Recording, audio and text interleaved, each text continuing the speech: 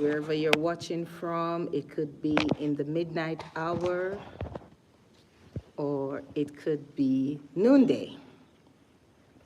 This is your favorite Dr. Jennifer Mundy coming to you live again from Johannesburg, South Africa. Yesterday, I went live for the first time. This is my second time, but I had to cut the live very short because I had to rush for ministry, because that's the purpose why I'm here in South Africa this season. So I have a little time before I'm taken up, where I'm not able to do another live right now. But let me use this opportunity. I'm making hay while the sun shines. So, but before I go further, I welcome you all.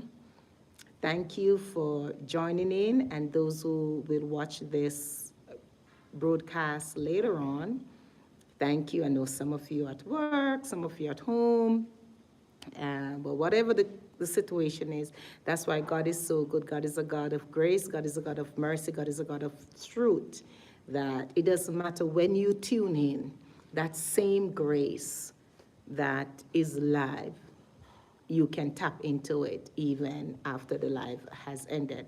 But I'm going to ask you to do something for me. Just go ahead, hit that subscribe button, hit that like button, hit that share button, hit your notification to make sure that whenever I'm coming live to you, you're able to tap into what God is doing at this time.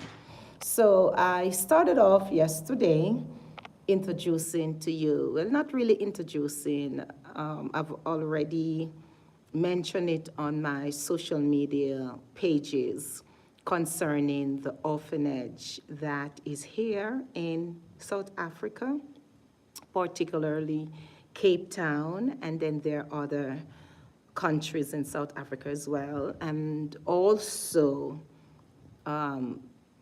for Jamaica, West Indies.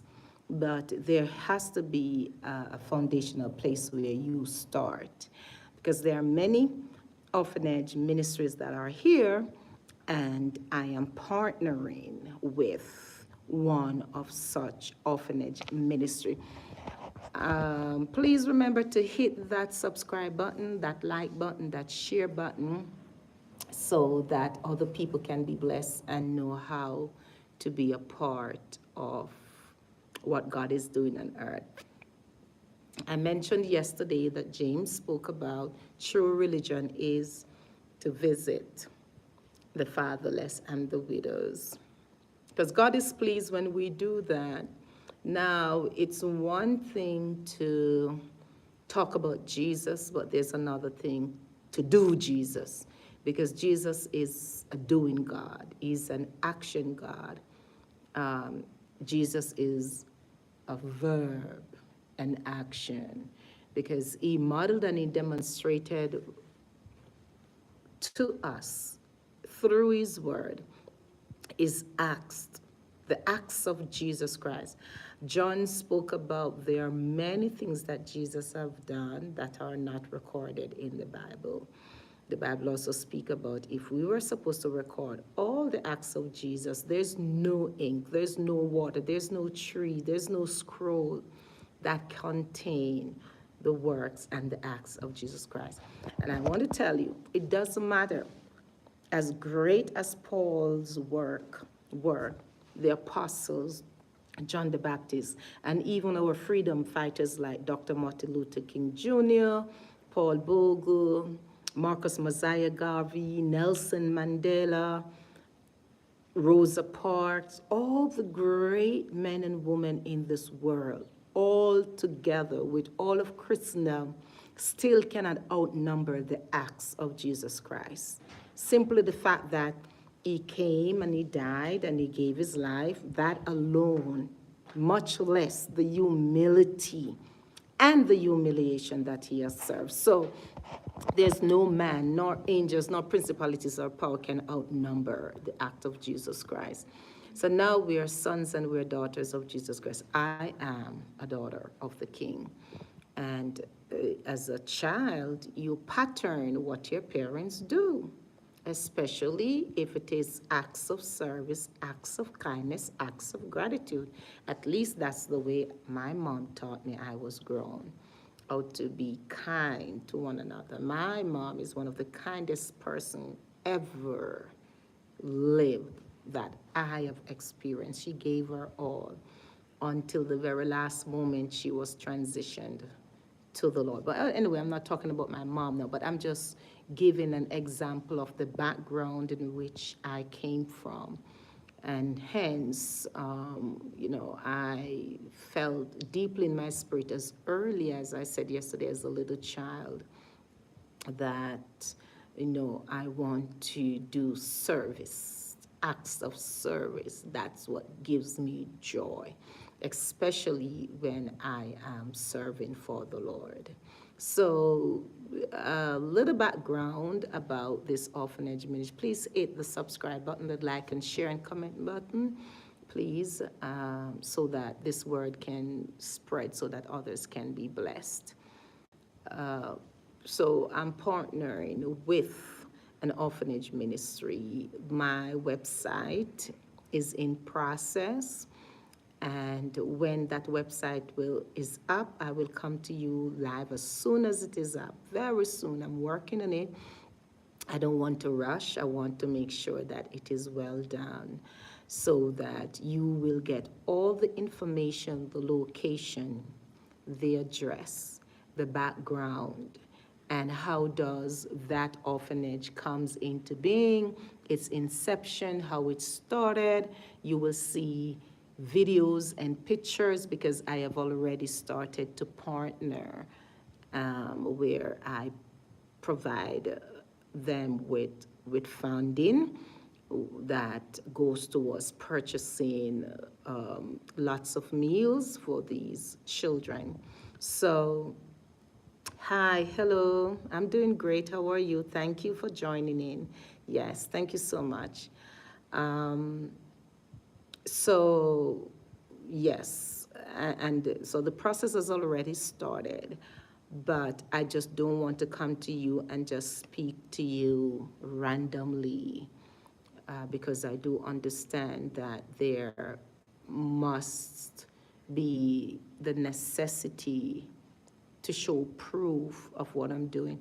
And when I put up that website, wherever you are across the globe, you can also travel to the address to see for yourself what I'm talking about, the cause, the humanitarian cause. So it will not be in secret. It is open where you can come and see for yourself if you travel to Africa. So the address will be there, the location will be there, you will see the children, and you will see if you're supporting, or when you're supporting, you will see what your funding is used for. And each time I support those pictures, you will see them posted on my website. So it's going to be loaded with lots of pictures. So, just set yourself, get ready. So just a little synopsis. This orphanage is about children who are homeless and those who are without parents. And there's an elderly lady who has a home, took in all of these children from the streets. I don't want to say much because this is just, saturating the cause of which I'm doing. So I'm not going to give a lot of information or a lot of details, but I will just give, there's lots more details, and you will hear about those details because it's not a secret, but it's not the time right now. I'm just here to sensitize you so that when the website is fully up and running, then you have a gist of what it is all about. So yes, for those who are just coming in live, thank you for joining. Please hit the subscribe button.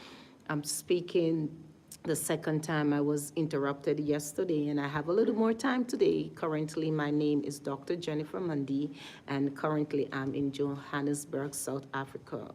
One of the mission why I'm here, not only just to preach the gospel of Jesus Christ and to minister unto souls, and also to serve in any capacity that is necessary, that is needed, is also about the Grace Orphanage Ministries, or Grace Orphanage, that I am partnering with an already established orphanage ministry in Cape Town, South Africa. I visited Cape Town twice, and last week I was in Zimbabwe. Now I am in Johannesburg.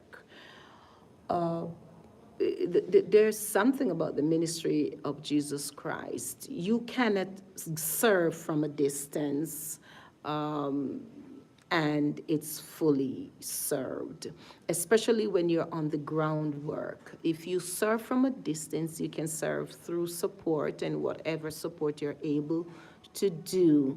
But as for me, I have to be up close and personal. And that's why I am up close and personal talking to you now. I just didn't want to put up the website and bam, there it goes, da da da da da. No, I want to come to you. I want to talk to you personal.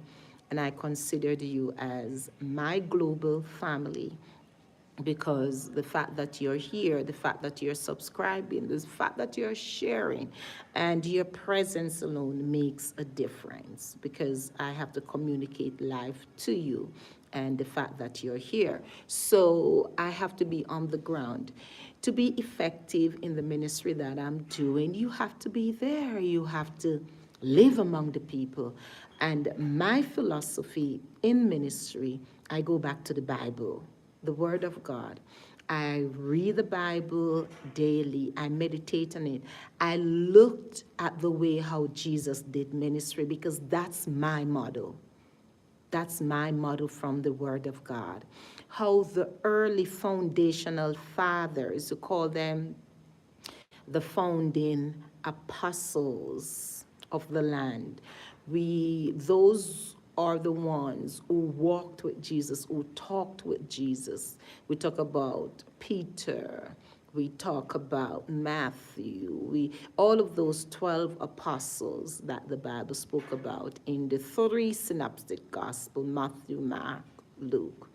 And John also spoke about the deity of Christ, but we're talking about Matthew, Mark, Luke. All of those 12 apostles, how do they do ministry? How did Jesus demonstrated ministry for them? So those are the original, you call those the law of first mentioned. If you want to see how something needs to be systematically saturated or built, you go to the first mention, and I pattern my lifestyle based on the Word of God. I'm not perfect. Let me put that there. I'm human just as you, prone to make mistake, prone to fall into temptation, but by the grace of God, I am not a sinner. And as Paul said, follow me as I follow Christ. So I'm not going to put myself as an image that I can't make mistake. Oh, please, I'm telling you, trust me every day. There's lots. But God will make a way out of every escape if we live by the word, and that's what I do. So by the grace of God, I'm even speaking to you right now. So yes, so as a result of that, I look at the life of Jesus. And the first thing that came to my attention was how God left his glory and came to earth and became man and became sin. He humbled himself to the death of the cross, even though his physical body, when he was in the Garden of Gethsemane and he was praying until his sweat became drops of blood, and he said, not my will, but your will. And, when he was on the cross, he cried out, Eli, Eli, sabachthani, which is being interpreted, my God, why hast thou forsaken me? So I looked at the life of Jesus, and in every step of the way in the Word of God, Jesus was giving. The greatest, the ultimate sacrifice is to give his life.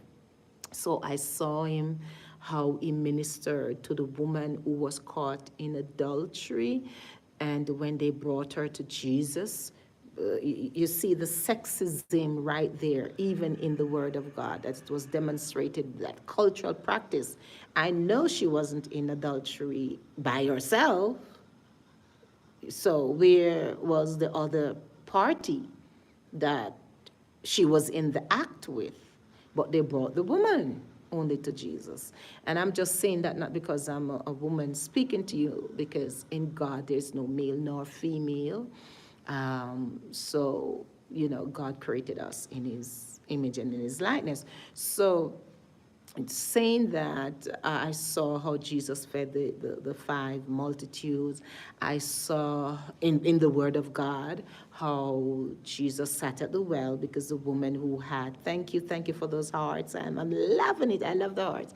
I saw how Jesus sat at the well with the woman who had claimed to have five husbands, and the one that she had noticed wasn't hers. I saw how Jesus touched the life of Mary Magdalene, and she became the first evangelist. So the first evangelist in the Word of God was a woman. I'm not preaching sexism now, but for the critical thinkers out there who are saying, oh, a woman shouldn't be preaching. Okay. Jesus liberated women. And I saw how Jesus went to Zacchaeus' house. He went to eat with the sinner man. And I could give you millions of stories, the acts of Jesus Christ. And I saw how the acts of the apostle, not only they heal, they opened the eyes of the blind, they raised the dead. Jesus wasn't in the four walls of the church. Nothing is wrong, because I'm a church girl. Nothing is wrong. But my philosophy is an evangelical, prophetic call. And I like to do. So if I say something, I like to do what I say. And if I give you my word is my word, because the Word of God is sure. So on those foundation, I'm coming to you. And because I've studied the Word of God all my life, I'm not going to tell you my age now, so don't try to figure it out. But I've been on the earth for many, many, many, many, many decades. I can say that. If you're prophetic, you will know my age. And I've seen my family, my parents, how they serve. And because of that, those are the reasons why my life is touched the way I do. And when you're called for a purpose, everybody's called for a purpose. So I'm going to wrap this up in the next maybe 2 minutes, because I have to go. Yes, and that's the reason why God puts it in my heart to help children, especially orphanage. So I'm going to come to you. I'm going to need your support. I'm going to need your help, because I cannot do this by myself. Okay, having me via CV. Okay, you could tell me more how to do that, and this is what. Okay, hi, hello, I'm fine, thank you. Hello, how are you? Thank you. Please hit the subscribe button and share button and all of that. Thank you so much for coming in, for tuning in. Yes, so on these are the foundation in which I'm coming to you from. So I visited Cape Town last year, and on my second journey in South Africa, I got the opportunity where I can partner with this orphanage that I'm telling you about. And it is no coincidence because God operates in times and in seasons, and you're watching me now. I just feel led in my spirit just to release over you. This is your day, this is your season, this is your hour. You're not just watching because even if you're scrolling on YouTube and you bump into me, it's a good bump. It's a good bump, and you're staying with me. So, and I know God is touching your heart right now, so that later on, when the website is up, you will see ways in which you can give. As I was investigating, as I said, I'm on the ground, so I am not telling you something that I read about. I'm not telling you something that I saw on YouTube. I'm telling you something that is original, that as I came to South Africa in Cape Town to minister the word of God, through that ministry and preaching the word of God and serving, the opportunity arises where I came across. It was introduced to me as there's something about that's why you don't have to force anything. When it is natural, things will come naturally to you, because I was in Cape Town naturally serving, naturally doing the work of the ministry. And when you do the things of God, you see, not when you say, not when you speak, but when you do, because faith cometh by hearing, and hearing the word of God. So when we do what we speak, then God will open up doors and ways for you. That's how it happens. And you're not doing it just for show, but you're doing it from the heart. So as I was ministering, then I was approached concerning the orphanage ministry. Didn't know about it, didn't know anything about it, didn't read about it, didn't see it on YouTube.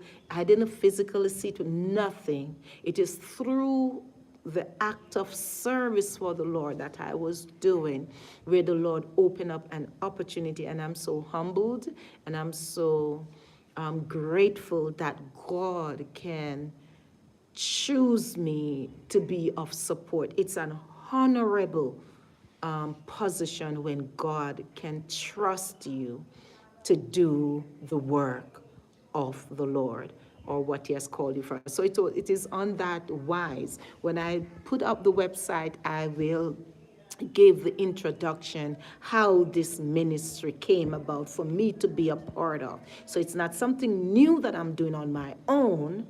It is a ministry that is already established. It is an orphanage that is already established. It is an orphanage where other nonprofit organizations and other pastors and other men and women of God are partnering with. I am just one other addition to what God is doing. So yes, so that's, but I will make it more plainer as the website is up. It will be called Grace Orphanage Ministries, or Grace Orphanage, and you will hear more about it. So as I was saying earlier, I'm on the ground, I'm on the spot, I'm saturating. So me being here again in Johannesburg is not only just to be here, but it's a sacrifice to be here. And everything is voluntarily. It is out of the service unto God, why I'm here. So I need to know the area, I need to know the culture, I need to know the people, I need to know the language, I need to know the food, I need to know the tradition, I need to know the custom. Because you cannot minister effectively into an area. You don't know the people. If you don't know the people, what are you doing? If I go to Jamaica, West Indies, all 14 parishes, I don't need to do all of these groundwork because I was born there, I was raised there. I can tell you a zillion things about Jamaica just like that. That's my roots, that's my culture. So traveling here to South Africa for the third time in 3 different countries. And the list is keep on going because right now here I'm in Johannesburg. It was about today. It was a couple days ago, just about maybe 3-4 days ago. Another humanitarian cause was introduced to me. I didn't set out to know it, I was just serving. And these are, it's also in South Africa. These are some youths that are on the street. So it's going to be orphanage, and it's also going to be youths that are in lower poverty-stricken areas that they are on a soccer team, but they need resources. They're not asking for a lot. The people here, they're grateful. So don't listen to everything that you hear on the news media about Africa. It's most of, I'm right here right now. So these are youths on the street. Sometimes all we need is a start. My philosophy in life as well, I don't feed you every day, but I can teach you how to fish. So in this case, in this other aspect of the ministry that I would also like to support and partner with, these are youths that are on the streets. Some of them have parents, but if they don't have anything to do, there's a saying that the devil find work to give idlers. So if we can take our young people off the street and give them a program that will be beneficial to them. They can play soccer, they can be in that maybe after school program, they could be in that activity, but they need resources like uniform, shoes, and whatsoever the resources that they need, the team that the team needs. So putting them in programs like that, you never know. It's like, playing in the NBA, even though it's like 1 in a million chances that you will, make it in the